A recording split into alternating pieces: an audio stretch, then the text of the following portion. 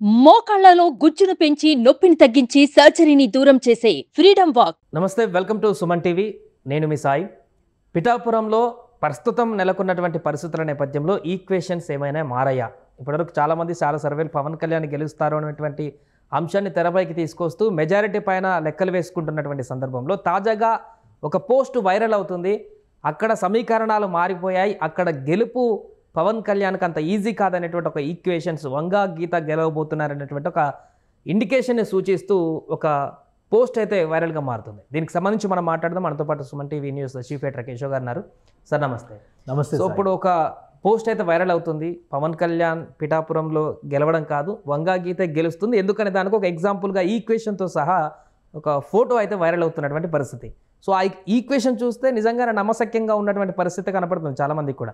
అలాంటి పరిస్థితి ఉందంటారా పిఠాపురంలో? అంటే మనం చూస్తున్నటువంటి గ్రౌండ్ వేరు, అలానే లోపల అక్కడ జరుగుతున్నటువంటి క్షేత్రస్థాయిలో జరుగుతున్నటువంటి పరిణామాలు వేరు అనేది కొంతమంది చెప్తున్నటువంటి వాదన. ఇది మనం సుమన్ టీవీ అందిస్తున్నటువంటి డేటానో లేదా మనం చేస్తున్నటువంటి సర్వే కాదు. వాట్సాప్లో ఒక పోస్టు వైరల్ అవుతుంది. పిఠాపురం నియోజకవర్గంలో వంగా గీత 6,640 ఓట్ల తేడాతో గెలవబోతున్నారు, అంటే పవన్ కళ్యాణ్ని ఓడించబోతున్నారు అనేటువంటిది ఆ పోస్టు సారాంశం. అలానే ఎలా గెలవబోతున్నారు అనేటువంటి లెక్కల విషయంలో ఒక డేటా ఇచ్చారు వాళ్ళు. కులాల వారీగా సమీకరణలు, అలానే ఎంత పర్సంటేజ్ ఓటింగ్ జరిగి ఉండొచ్చు, ఈ సమీకరణలన్నీ కూడా ఇందులో పొందుపరిచారు.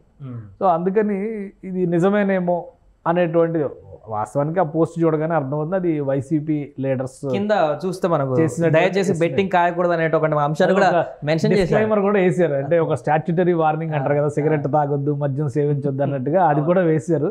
బహుశా ఇది బెట్టింగ్ కోసం వాటి కోసం చేసి ఉండొచ్చు. ఎందుకని వైసీపీకి అనుకూలంగా ఉంది అనేది మనం చెప్పాల్సి వస్తుందంటే, ఇందులో క్లియర్గా వాళ్ళు వేసినటువంటి లెక్కలు ఇవన్నీ పక్కన పెడితే వంగా గీత వర్సెస్ పవన్ కళ్యాణ్ ఇది లెక్క. గీతమ్మ గీతమ్మ అని రాసుకుంటూ వచ్చారు అన్ని చోట్ల. సో ఇది చూసినప్పుడు ఏంటంటే కొంచెం ఆమెకు ఫేవర్గా ఉన్న వాళ్ళు ఎవరో వేసినటువంటిది, కాబట్టి ఆమె పార్టీ వైసీపీ కాబట్టి బహుశా వాళ్ళ ఇదే ఉండొచ్చు అనేది. కానీ పోలింగ్ జరిగిన తర్వాత వేసినటువంటి ఎస్టిమేషన్ ఇది. ఎందుకంటే టోటల్ ఓటర్స్ 2,38,000, పోలైనటువంటి ఓట్లు 2,04,800 ఓట్లు. అది కూడా ఈ పేపర్లో రాశారు. సో ఒకసారి మనం వాళ్ళు చేసినటువంటి కాలమైజేషన్ ఏ విధంగా ఉందో చూద్దాం. క్యాస్ట్ వారీగా మొత్తం ఓట్లు పిఠాపురంలో కాపు సామాజిక వర్గానికి సంబంధించి 80,000, 90,000 ఓట్లు ఉన్నాయనేటువంటి ప్రచారం బలంగా జరిగింది. ఆ నేపథ్యంలోనే పవన్ కళ్యాణ్ పిఠాపురంలో నిలవాలని డిసైడ్ చేశారు అనేటువంటి చర్చ కూడా నడిచింది. సో అందులో అన్డిస్ప్యూటెడ్ అది. కాబట్టి ఇతర కులాల వాటా అంటే 2,38,000 ఓట్లలో కాపులు 80,000, 90,000 అనుకుని మనం అనుకుంటే మిగతా 1,50,000 ఓట్లు ఇతర కులాలకు ఉన్నాయి కదా. సో 1,50,000 పైగా ఓట్లు ఉన్నాయి. కాబట్టి ఆ కులాలు ఎటువైపు ఉంటాయి? కేవలం కుల సమీకరణల ఆధారంగా వేసినటువంటి అంచనా. ఒక కులం ఈ వ్యక్తికి లేదా ఈ పార్టీకి మాత్రమే ఓటు వేస్తుంది అని నమ్మేవాళ్ళు ఎవరైనా కానీ ఈ డేటాని ఈజీగా నమ్మడానికి అవకాశం ఉంది. సో మొత్తం పోలైన ఓట్లు, అది కూడా కులాల వారీగా ఏ ఓట్లు పోలైనవి, ఎవరెవరికి పోలైనవి కూడా వాళ్ళు ఒక అంచనా వేశారు. పర్సంటేజ్ పవన్కి ఎంత వస్తుంది, గీతకి ఎంత వస్తుంది, ఈ సపరేషన్ చేసి ఓట్ల నంబర్ వారీగా కూడా చేశారు. మొదట చూద్దాం మనం. కాపు కులానికి సంబంధించి 76,000 ఓట్లు, అంటే 86% పోలింగ్కి వచ్చి ఉంటే అంచనా ప్రకారం 65,300 ఓట్లు పోలైనట్టు లెక్క.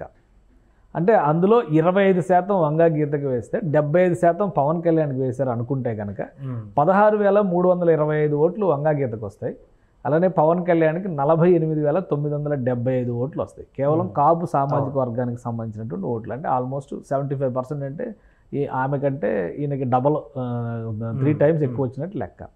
సో అందులో మళ్ళీ నెక్స్ట్ కేటగిరీలో బీసీ కమ్యూనిటీస్కి సంబంధించి 95,000 ఓట్లు ఉన్నాయనేది ఒక అంచనా వేశారు ఇందులో.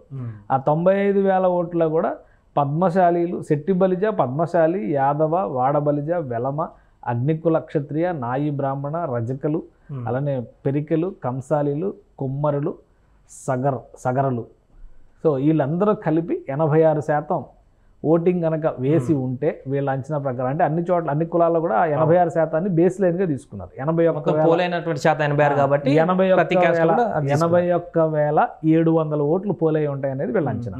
81,700 ఓట్లలో 55% వంగా గీతకు పడి ఉంటాయి, 45% మాత్రమే పవన్ కళ్యాణ్కి పడి ఉంటాయి. అంటే 45% పవన్ కళ్యాణ్కి 36,700 ఓట్లు వచ్చి ఉంటాయి, 45,000 ఓట్లు వంగా గీతకి పోలై ఉంటాయి అనేది ఒక అంచనా. సో అంటే ఈ 86% ఈక్వేషన్ ద్వారా చూస్తే కనుక ఇక్కడ అంటే స్వల్ప మెజారిటీ ఇక్కడ మళ్ళీ వంగా గీతకి వచ్చినట్టుగా మనం అంటే ఒక 9,000 ఓట్ల వరకు వంగా గీతకి వచ్చినట్టు. పైన అంతకు ముందర ఉన్నటువంటి దానిలో దాదాపు 50,000 ఓట్లు అదనంగా పవన్ కళ్యాణ్ వచ్చినట్టుగా మనకు కనిపిస్తుంది అక్కడ క్లియర్గా. అంటే దాదాపుగా 48,000 ఓట్లు అన్నారు కాబట్టి దగ్గర దగ్గర ఒక 32,000 ఓట్ల వరకు పవన్ కళ్యాణ్కి వచ్చినాయి. అందులో ఒక 9,000 పోయినా కానీ మళ్ళీ ఒక 20,000 లీడ్ ఉన్నట్టుగానే చూసుకోవాలి ఈ లెక్కల ప్రకారం. ఇక ఎస్సీ ఎస్టీ సామాజిక వర్గాలకు సంబంధించి 46,000 ఓట్లు ఉంటే 86% అందులో 9,560 ఓట్లు పోలై ఉంటే 80% వైఎస్ఆర్సీపీకి ఓట్లు వేస్తారు అంటే వంగా గీతకి. అందులో 20% మాత్రమే పవన్ కళ్యాణ్కి వేసే అవకాశం. అంటే పవన్ కళ్యాణ్కి కేవలం 7,910 ఓట్లు మాత్రమే వస్తాయి.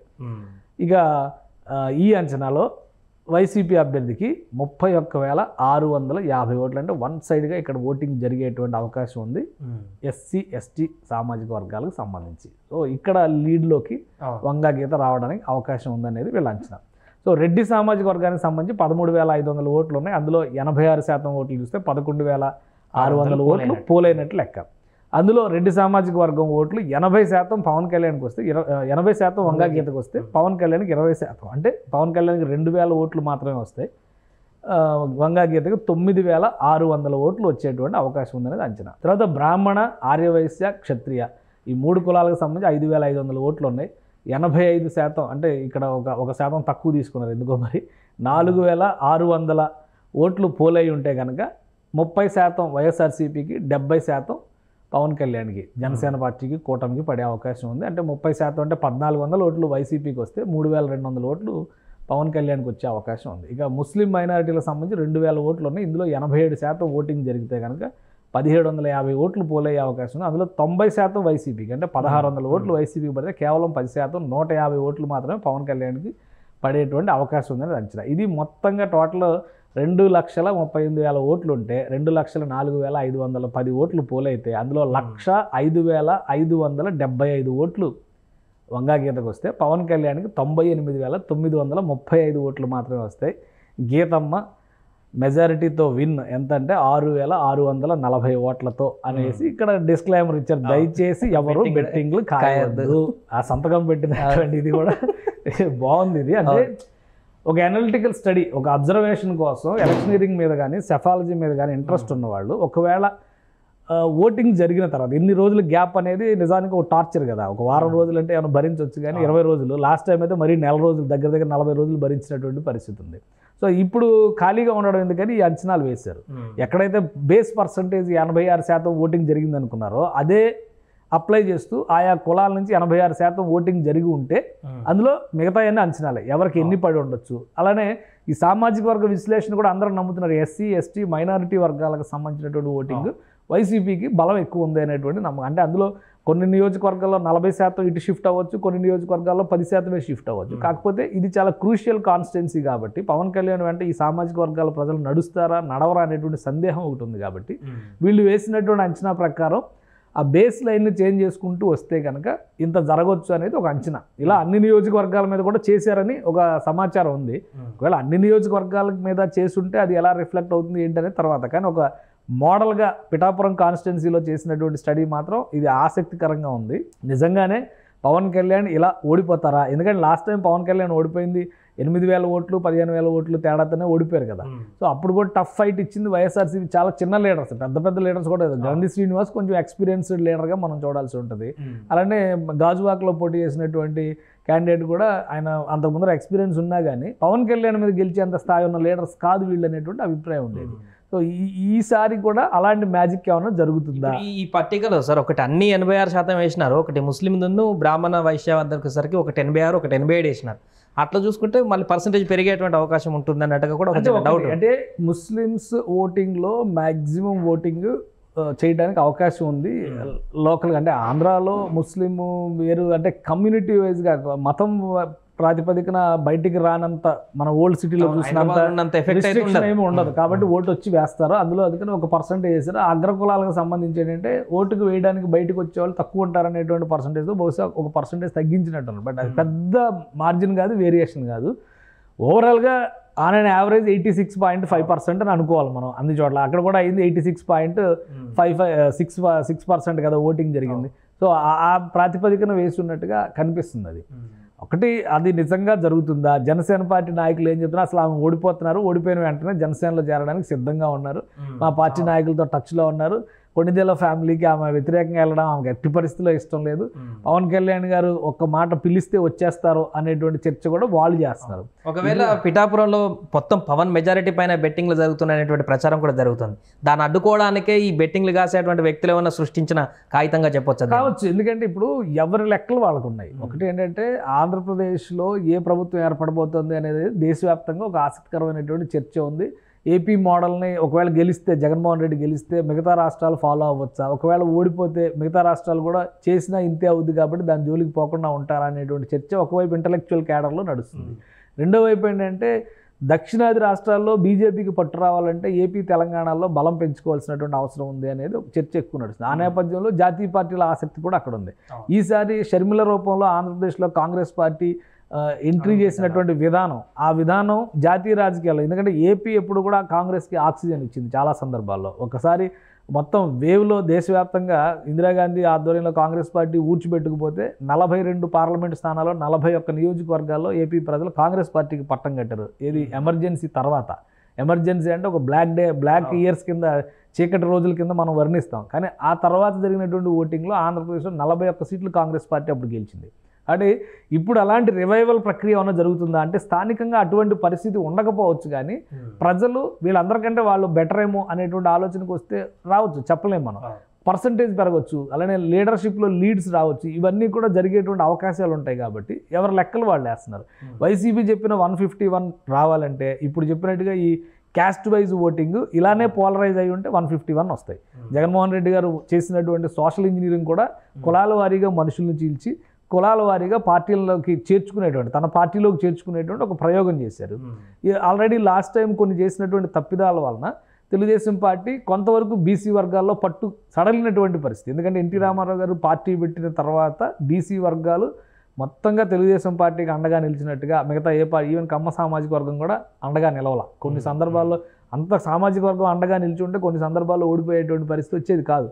సో ఈ లెక్కల ప్రకారం మనం చూసుకుంటే కనుక 2019 ఎన్నికల్లో బీసీలు కూడా కొంత తెలుగుదేశం పార్టీ పట్ల అయిష్టత చూపించారనడానికి ఉదాహరణలు ఉన్నాయి.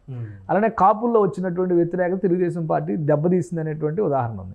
ఈసారి ఏంటంటే కాపులు బీసీలు కూడా కొంత మెత్తపడ్డారు, తెలుగుదేశం వైపు అడుగులు వేశారనే సంకేతాలు స్పష్టంగా కనిపిస్తున్నాయి.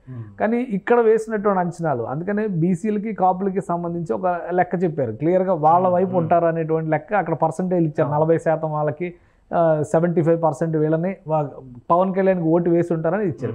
కానీ ఎస్సీ ఎస్టీ మైనారిటీలో మాత్రం 80% వైసీపీకి, 90% వైసీపీకి తీసుకొచ్చేటువంటి ప్రయత్నం చేశారు. సో ఇదేంటంటే బయట డిస్కషన్లో ఉన్నటువంటి అంచనా మాత్రమే నా లెక్క ప్రకారం. ఎందుకనంటే మనం చాలా సర్వేలు చూసాం, ప్రీపోల్ సర్వేల్లో, క్యాస్ట్ వైజ్ చేసినటువంటి సర్వేల్లో కూడా 54-55% మించి ఏ కమ్యూనిటీలో కూడా ఒక పార్టీకి ఓట్లు పోలరైజ్ కాల. అలాంటప్పుడు 80% ఓట్లు ఒకే పార్టీకి అవుతాయని మనం ఎలా అనుకుంటాం? ఇప్పుడు ఆత్మసాక్షి సర్వే చెప్పింది వైఎస్ఆర్సీపీ అధికారంలోకి వస్తుంది. అదే ఆత్మసాక్షి సర్వే ప్రీపోల్ రిపోర్ట్ ఇచ్చినటువంటి సందర్భంలో క్యాస్ట్ వైజ్ వాళ్ళు చేసినటువంటి ఈక్వేషన్స్లో maximum to maximum SC ST మైనారిటీల్లో వైసీపీకి ఉన్నటువంటి పట్టు 55-57% మాత్రమే. సో ఇక్కడ 80% ఓటింగ్ వన్ సైడ్గా పడిందని మనం చెప్పలేం. ఇంకో లాజిక్ కూడా మిస్ అయినట్టున్నారు సార్ ఈ పేపర్లో. ఇప్పుడు 100కు అక్యురేస్గా ఎన్ని పోల్ అయినాయి అన్ని ఓట్లు అనేవి ఇద్దరికి షఫుల్ చేసి ఇచ్చినారు. దీంట్లో నోట్ అనే ఆప్షన్ ఒకటి ఉంటుంది, ఇండిపెండెంట్ నిలబడ్డారు చాలా మంది, అంటే వాళ్ళందరికీ 0-0 వచ్చి వీరిద్దరికి మాత్రమే పోల్ అయితే మాత్రమే వచ్చేటువంటి లెక్క. అది పాసిబుల్ అయ్యేటువంటి పరిస్థితి ఉంటుంది. కొంత నోటాకు ఒక 100 ఓట్లన్నీ వచ్చేటువంటి పరిస్థితిని చూస్తుంటాం ఇక్కడ. ఇప్పుడు ఈ 6,000 ఓట్ల మార్జిన్ ఉంది కదా, ఇప్పుడు పిఠాపురం నియోజకవర్గంలో వాస్తవానికి బలమైన కాంగ్రెస్ కూడా ఎవరిని బలమైన అభ్యర్థులను పెట్టుకున్నటువంటి పరిస్థితి లేదు. అంతా కూడా వాళ్ళ ఓట్లు చీల్చేటువంటి కెపాసిటీ లెక్క ప్రకారం చూస్తే అందరూ కూడా మ్యాక్సిమం 5,000 ఓట్ల లోపే ఉంటారు. ఇది అది ఏం party, BC party, BCYM party, ఆ పార్టీ ఒక ట్రాన్స్జెండర్ని కూడా అక్కడ బరిలో పెట్టింది. ఆ పార్టీ ద్వారా అలా చూసినా కానీ ఒక 1000 ఓట్లు చీలతాయి, అంతకంటే ఎక్కువ చీలే అవకాశం లేదంటే ఆ 1000 5,000 నుంచి 5,000 లోపు చీలేటువంటి ఓట్లు ఇక్కడ మెజారిటీని డిసైడ్ చేస్తున్నట్టుగా ఇచ్చారు. కాబట్టి ఇది పక్కా గెలుపు అని చెప్పగలమా ఈ అంచనా ప్రకారం చూస్తే కూడా? ఇప్పుడు మీరు అన్న వ్యాలిడ్ పాయింట్ ఏంటంటే 4-5 అభ్యర్థులు మొత్తం 11 మంది 12 మంది పిఠాపురంలో పోటీ చేశారు. 4-5 అభ్యర్థులు 1000 లోపు ఓట్లు చీల్చినా కానీ, ఒక 2-3 అభ్యర్థులు 1000-2000 పైన 2000 వరకు చీల్చినా కానీ యావరేజ్గా ఒక 5-6 వేల ఓట్ల చీలిక అక్కడ కనిపిస్తుంది. సో గంపగుత్తగా 2 పార్టీల మధ్య పోటీ జరిగినట్టుగా చేసినటువంటి ఈ విశ్లేషణ 6000 మెజారిటీని ఆవిడకి ఇచ్చి ఉండొచ్చు. బట్ ఒకవేళ ఈ విశ్లేషణ ప్రకారమే ఓటింగ్ జరిగితే ఈ 6000 ఓట్ల చీలికి జరిగితే మళ్ళీ పవన్ కళ్యాణ్ గెలిచే అవకాశం చాలా స్వల్ప మెజారిటీతో దాంట్లో కూడా అదే వస్తున్నట్టు కదా. సో ఇది రాష్ట్ర వ్యాప్తంగా మేము అన్వయిస్తాము.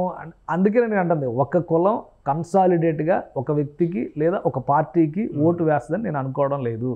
అలా జరిగితే అది ప్రజాస్వామ్యం కాదు. చాలా ఏళ్లలో పేరెంట్స్ ఫాదర్ ఒక పార్టీకి వేస్తే పిల్లలు మరొక పార్టీకి వేసినటువంటి పరిస్థితి ఉంది. ఈసారి ఎన్నికల్లో కూడా అదే చర్చ జరిగింది. చాలా చోట్ల ఫీడ్బ్యాక్ తీసుకున్నప్పుడు మా పిల్లలకు ఉద్యోగాలు లేవని ఆవేదనతో ఒకరొక పార్టీకి వేస్తే పిల్లలకు ఉద్యోగాలు రాలేదని చెప్పి పిల్లలు వేరే పార్టీకి కూడా ఓటు వేశారు. మాకేదో పెన్షన్ వస్తుంది కాబట్టి మేము అదే కదా ఇప్పుడు అందుకనే నాడి దొరకలేదు ఆంధ్రప్రదేశ్లో అనేటువంటి చర్చ నడుస్తుంది. కాబట్టి ఇవన్నీ కూడా కేవలం బుకీల కోసమో లేదా ఇప్పుడు ఆ బెట్టింగ్లో ఒక అట్రాక్షన్ తీసుకొచ్చి ఒక డిస్కషన్ తీసుకొచ్చి ఇలా కూడా పాసిబిలిటీ ఉంది అనేటువంటి ఒక ఆసక్తిని రేకెత్తించడం ద్వారా అటువైపు అందరూ ఇటే కాస్తే బుకీకి నష్టం కదా. అందరూ పవన్ కళ్యాణ్ గెలుస్తారనేటువంటిది కాస్తే అసలు ఆ క్వశ్చన్ ఆడు రన్ చేయడం కూడా వేస్ట్. ఎందుకంటే అది పెడితే వీళ్ళకి లాస్. అందుకని చెప్పని ఒక ట్రెండ్ క్రియేట్ చేయడం కోసం ఎవరో సృష్టించినటువంటి ఊహాత్మకమైనటువంటి విశ్లేషణగానే ఇది కనిపిస్తుంది. అయితే ఒకటి, పిఠాపురం నియోజకవర్గంలో ఏ పార్టీ గెలిచినా కానీ ఖచ్చితంగా అది ఒక రికార్డ్ అవుతుంది. పవన్ కళ్యాణ్ గెలిచినా, ఇటు వైసీపీ నుంచి అభ్యర్థి గెలిచినా, వీళ్ళిద్దరూ కాకుండా ఇంకే అభ్యర్థులైనా కానీ పిఠాపురం ప్రజలు ఆదరించినా కానీ ఖచ్చితంగా అది ఒక రికార్డ్ అవుతుంది. అయితే ఇక్కడ ఈ విశ్లేషణలన్నిటికీ ఒక బేరీజ్గా తీసుకుని ఏపీలో ఏ గవర్నమెంట్ ఫామ్ అయ్యిందని చెప్పడం కూడా చాలా క్లిష్టమైనటువంటి పరిస్థితి. ఎందుకంటే ఇప్పుడు ఏపీలో ఉత్తరాంధ్రలో ఒక రకమైనటువంటి జడ్జిమెంట్ వచ్చింది, అలానే ఉభయ గోదావరి జిల్లాల్లో ఒకలా ఉంది, రాయలసీమలో ఒకలా ఉంది, ప్రకాశం, నెల్లూరు, కృష్ణా, గుంటూరు జిల్లాలో ఒక్కొక్క జిల్లా ఒక్కొక్క రకంగా ఉంది. ఏ జిల్లా కూడా క్లియర్గా లేదు. ఈవెన్ అమరావతి ఇష్యూ ఉన్నప్పటికి కూడా కృష్ణా, గుంటూరు జిల్లాల్లో స్పష్టంగా యాంటీ వేవ్ వైసీపీకి లేదు. సో అందుకనే ఇంత కన్ఫ్యూజన్ వస్తుంది. ఒకవేళ అమరావతి పోతుంది, మన రాజధాని పోతుంది, ఇక్కడ ఒక 55,000 ఎకరాల్లో ఒక భారీ నగరం వస్తుంది, హైదరాబాద్ లాంటి సిటీ వస్తుంది, ఒక గ్రోత్ ఇంజిన్ అవుతుంది, ఇది రాష్ట్రం మొత్తానికి ఫీడింగ్ అవుతుంది. ఇప్పుడు తెలంగాణలో చూస్తే ఉదాహరణకి తెలంగాణలో 2-3 లక్షల కోట్ల బడ్జెట్తో రాష్ట్రం పెడితే ఒక్క హైదరాబాదే 60-70 వేల కోట్ల రూపాయల గ్రోత్ జనరేట్ చేస్తుంది. ఫైనాన్షియల్ హబ్ కింద తెలంగాణలో హైదరాబాద్ ఉంది. సో అలాంటి ఒక నగరం వస్తుంది అనేటువంటి ఆవేదన ఉంటే వాళ్ళు కూడా ఇటు కన్సాలిడేట్ అయ్యి ఒకటే సైడ్ ఓటింగ్ వేసేవాళ్ళు. కానీ అలా జరగడం లేదు. అందుకనే కృష్ణా జిల్లా జడ్జిమెంట్ ఒకలా ఉండొచ్చు, గుంటూరు జిల్లా ఒకలా ఉండొచ్చు, నెల్లూరు ఒకలా ఉండొచ్చు, ప్రకాశం ఒకలా. ఈ 4 జిల్లాల్లో 4 రకాల తీరు, అంటే లోకల్ ఇష్యూస్ ఎక్కువ ఇన్ఫ్లుయెన్స్ చేసే పరిస్థితి. Rayalaseema different factor. రాయలసీమ జగన్మోహన్ రెడ్డి సొంత ఇలాకా, అక్కడ ఉన్నటువంటి బలం రీత్యా వైఎస్ఆర్సీపీకి లాస్ట్ ఎలక్షన్స్లో 52 సీట్లలో 3 సీట్లు కోల్పోయింది. 49 సీట్లు వైఎస్ఆర్సీపీ లాస్ట్ టైం గెలిచింది. ఇప్పుడు అంత పట్టుందా లేదా? అలానే ఒకవేళ జగన్మోహన్ రెడ్డిని రాష్ట్ర వ్యాప్తంగా వ్యతిరేకిస్తే రాయలసీమలో మరి ఎందుకు ఆ వ్యతిరేకత లేదనే చర్చ కూడా అవకాశం ఉంది కదా. సో అందుకని ఒక్కొక్క చోట ఒక్కొక్క తరహా నాడి ఉంది. ఒకవైపే వేవ్ ఉంది, ఒకవైపే ఎలక్షన్ జరిగింది అని చెప్పడానికి అవకాశం లేదు. అందుకనే ఒక కులం పూర్తిగా ఒక పార్టీకి ఓటేస్తుందని చెప్పడానికి కూడా ఎట్టి పరిస్థితుల్లో అవకాశం లేదు. ఇవన్నీ కూడా జస్ట్ మనం చేస్తున్నట్టుగానే కొన్ని విశ్లేషణలు ఈ 20 రోజులు ఎలాగో ఖాళీగా ఉన్నాం కాబట్టి పేపర్ మీద లెక్కల రూపంలో చేసి వైరల్ చేస్తున్నటువంటి పోస్టులుగానే మనం చూడాల్సి ఉంది. సో అది మొత్తానికి ప్రస్తుతానికి వాట్సాప్లో సోషల్ మీడియాలో చక్కర్లు కొడుతున్నటువంటి ఒక ఫోటో. అది పిఠాపురంలో వంగగీత గెలవడానికి గల ఈక్వేషన్స్ అంటూ సర్క్యులేట్ చేస్తున్నటువంటి అంశానికి సంబంధించినటువంటి అనాలిసిస్ ఇది. సో మొత్తానికి అక్కడ వంగగీత గెలిచేటువంటి అంశం ఉందా, లేకుంటే పవన్ కళ్యాణ్ గెలుస్తారా, గెలిస్తే ఎంత మెజారిటీ వస్తుందనేది పూర్తి స్థాయిలో ఫలితం అయితే మనం జూన్ 4నే చూడాలి. సుమన్ టీవీలో మీ పర్సనల్ అండ్ బిజినెస్ ప్రమోషన్స్ కోసం కింది నెంబర్కి కాంటాక్ట్ చేయండి.